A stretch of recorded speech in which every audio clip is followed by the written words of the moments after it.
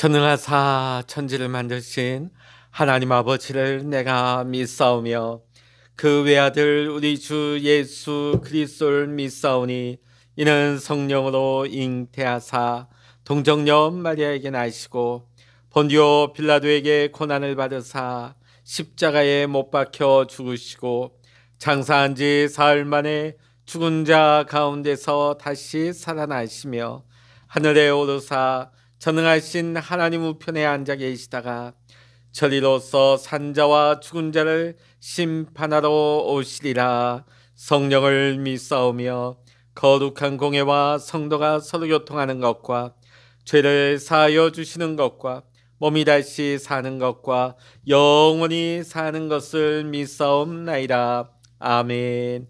찬송가 542장입니다. 찬송 542장입니다. 구주 예수 지함이 심히 깊은 일일세 영생 허락 받았으니 의심마 주옵도다. 예수 믿는 것은 받은 증거 많도다. 예수 귀한 예수 믿음도 흑주소서. 구주 예수 지함이 심히 기쁜 일일세 주를 믿는 나의 마음 그의 피에 적시네. 예수 믿는 것은 받은 증거 많도다. 예수 귀한 예수 믿음도 흑주소서. 구주 예수 지하여 죄악 벗어버리네. 안위 받고 영생함을 주께 모두 얻었네. 예수 믿는 것은 받은 증거 많도다. 예수 귀한 예수 믿음도 흑주소서. 구주 예수 지하여 구원함을 얻었네. 영원 무궁지나도록 주여 함께 하소서. 예수 믿는 것은 받은 증거 많도다. 예수 귀한 예수 믿음도 흑주소서. 아멘. 이 시간 우리에게 주시는 하나님의 말씀 구약성서 예레미야 39장 1절로부터 18절까지의 말씀 되겠습니다. 구약성서 1116면 예레미야 39장입니다. 유다의 시드기야 왕의 제9년 10째 달에 바벨론의 느부갓네살 왕과 그의 모든 군대가 와서 예루살렘을 에워싸고 치더니 시드기야의 제11년 넷째 달 9째 날에 성이 함락되니라. 예루살렘이 함락됨에 바벨론의 왕의 모든 고관이 나타나 중문에 앉으니 곧 네르갈레 갈사레셀과 삼갈레부와 내시장 살스기민이. 네르갈사레셀은 궁중 장관이며 바벨론의 왕의 나머지 고관들도 있더라.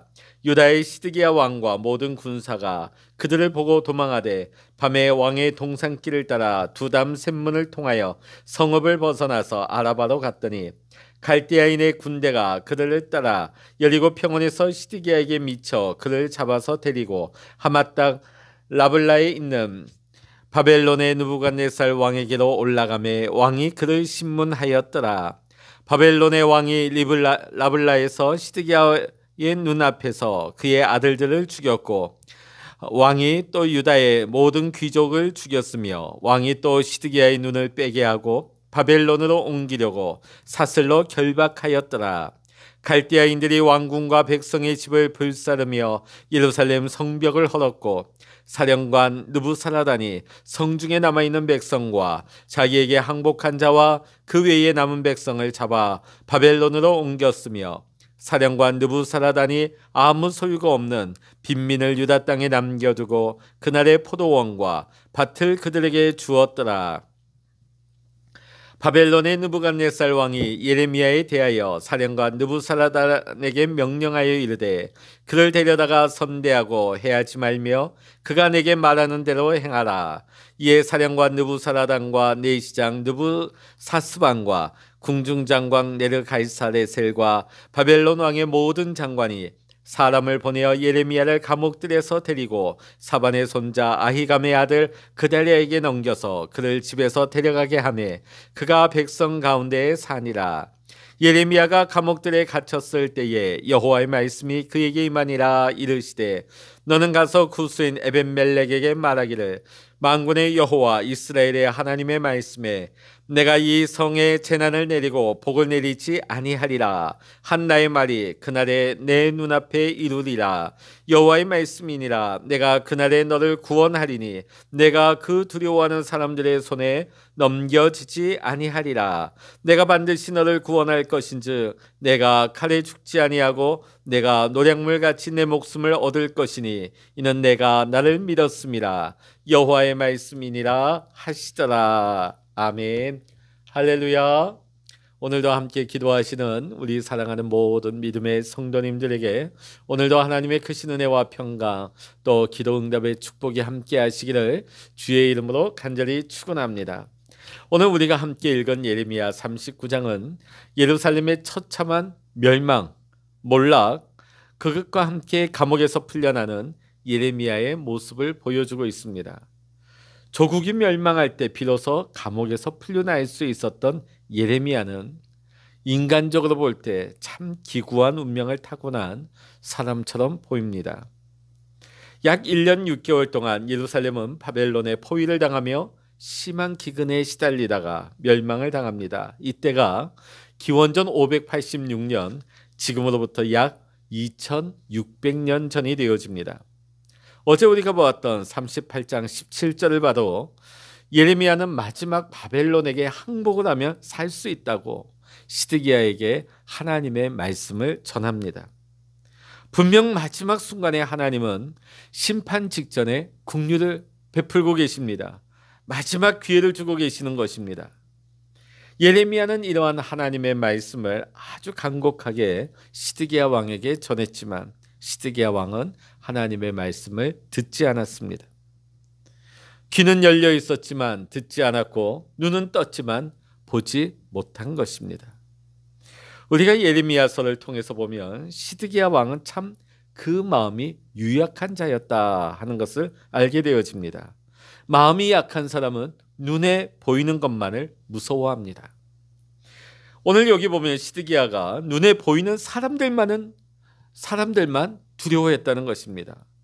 정말 두려워해야 할, 그러나 눈에 보이지 않는 하나님을 시드기야는 전혀 두려워하지 않았던 것이 문제입니다. 시드기야 왕은 그의 신하들을 두려워하여서 우리가 어제 본 38장 5절의 말씀 보면 그 신하들이 예레미야를 감옥에 그 진창 구덩이에 던져넣고자 할 때 왕이 그들의 소견대로 그것을 허락하고 말지요. 왕이 신하를 거스를 수 없다는 것입니다. 신하들을 오히려 두려워한 것이죠. 그러다 보니까 예레미야를 신하들의 손에 넘겨주게 되어집니다. 신하들만 두려워한 것이 아닙니다. 백성들도 두려워했습니다. 어제 38장 19절의 말씀 보면 심지어 어떤 백성을 두려워했느냐? 이미 바벨론의 포로가 돼서 끌려간 유다인을 두려워해서 하나님의 말씀을 순종하지 않았어요. 내가 바벨론에 항복하게 되면 그 갈대아인에게 항복한 유다인이 나를 조롱하지 않겠느냐. 포로가 되어 있는 유다인을 무서워할 정도입니다. 한 나라의 왕으로서 하나님의 말씀에 따라 신하들과 백성을 다스리고 올바른 방향으로 이끌어야 할 왕인데 오히려 하나님의 말씀을 저버리고 신하들과 백성들을 두려워했을 때 그 결과가 얼마나 비참한 것인지를 오늘 말씀은 우리에게 잘 보여주고 있습니다. 안타깝게도 예루살렘의 함락으로 말미암아 예레미야의 입술을 통해서 예언되어졌던 하나님의 말씀은 그대로 성취가 되었습니다. 이로써 예레미야가 참 선지자였음이 증명이 된 것입니다. 마태복음 10장 28절의 말씀 보면 몸은 죽여도 영혼은 능히 죽이지 못하는 자들을 두려워하지 말고 오직 몸과 영혼을 능히 지옥에 멸하실 수 있는 일을 두려워하라고 말씀하고 있습니다. 하나님을 두려워하고 하나님의 말씀을 쫓아 사는 사람만이 환난 날에 마지막 심판 날에 살게 되는 것입니다. 우리가 예레미야 39장을 보면서 세 명의 사람을 살펴볼 수가 있습니다. 먼저는 시드기야죠. 시드기야는 하나님의 말씀을 따르지 않았습니다. 그의 최후의 모습은 어떤 것입니까? 4절부터 8절까지 보면 자기의 보는 앞에서 자기 아들들이 죽임을 당하고 자기의 신하들이 죽임당하는 것을 보게 됩니다. 그가 이 세상에 보았던 마지막 광경이었죠. 그러고 나서는 자신의 두 눈이 뽑히고 맙니다. 자, 하지만 예레미야는 어떻습니까? 11절부터 14절의 말씀 보면 예루살렘이 함락됨으로 인하여서 그는 포로의 몸에서 풀려나게 되어집니다. 이때까지 자기는 이 예레미야는 동족 유다인들에 대하여서 그런 핍박을 받고 협박을 받았습니다. 많은 괴로움을 당했습니다. 그러나 바벨론을 통하여서 하나님의 심판이 예루살렘 성에 임하였을 때 예레미야는 비로소 자유의 몸이 되었습니다. 16절부터 18절까지 왕국 내시 구수인 에벤멜렉에 대한 말씀이 나오고 있습니다. 그는 유대인이 아니라 그는 이방인이었습니다. 그러나 우리가 어제 보았던 38장을 보면 에벤멜렉은 예레미야를 구덩 위에 던져 죽이려고 했던 신하들을 악하다고 하면서 시드기야 왕에게 예레미야의 목숨을 살려달라고 간청을 하게 됩니다. 그는 분명 이방인이었음에도 불구하고 오늘 18절이 증거하는 것처럼 그는 하나님을 믿었습니다. 예레미야를 통한 하나님의 말씀을 시드기야 왕과 유대인들은 거부해버렸습니다. 믿지 않았습니다. 그러나 이방인인 에벤멜렉은 그 말씀을 믿었던 것입니다. 예레미야를 통하여 하나님은 에벤멜렉에게 17절에서 이렇게 말씀하십니다. 내가 그날에 너를 구원하리니 내가 그 두려워하는 사람들의 손에 넘겨지지 아니하리라. 하나님께서 구원하시겠다는 거예요. 하나님께서 너의 생명을 보존하시겠다는 것입니다. 하나님께서 너를 보호하시겠다. 그날이 언제입니까? 여호와의 날이죠. 심판의 날입니다. 그런데 이 여호와의 날은 이중적인 의미를 가지고 있습니다. 하나님의 말씀을 믿는 사람들에게는 그날이 구원의 날입니다.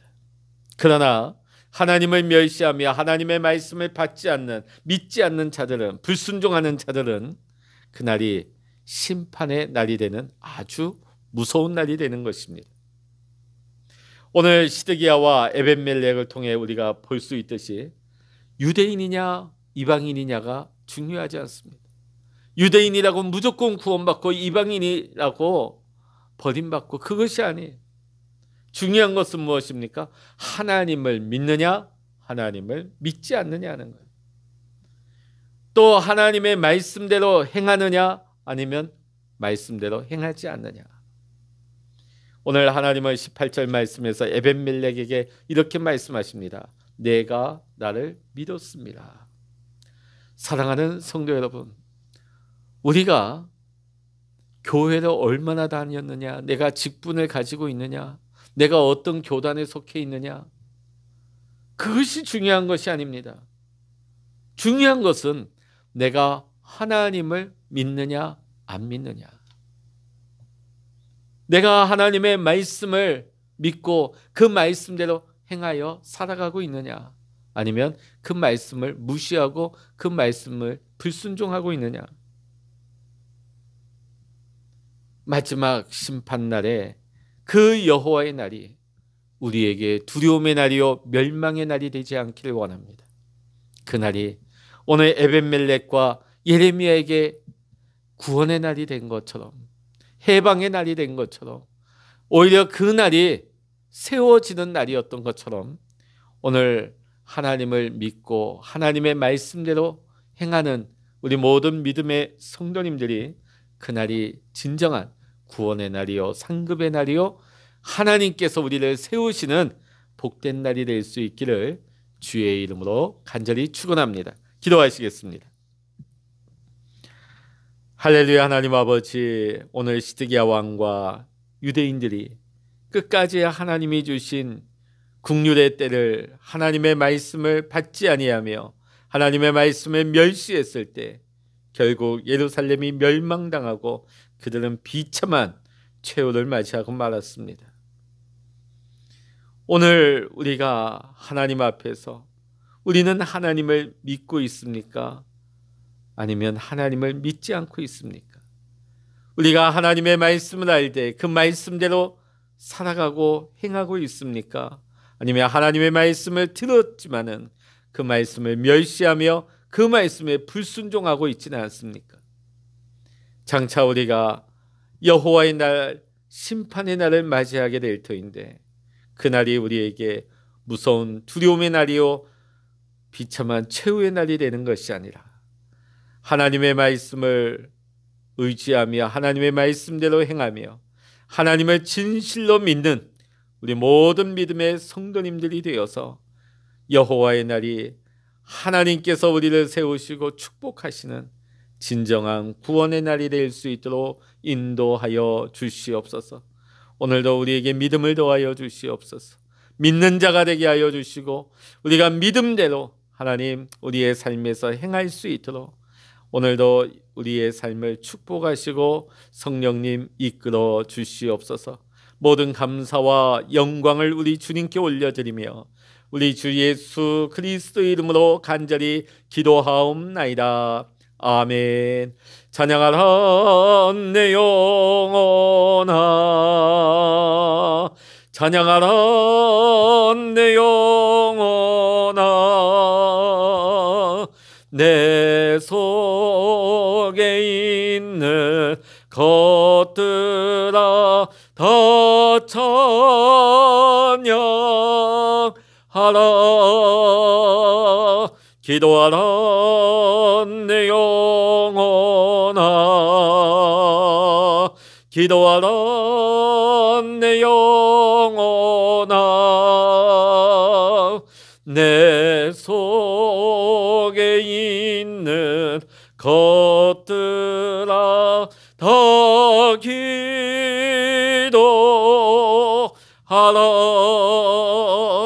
주의 일창을 합심하여 기도하십니다. 주여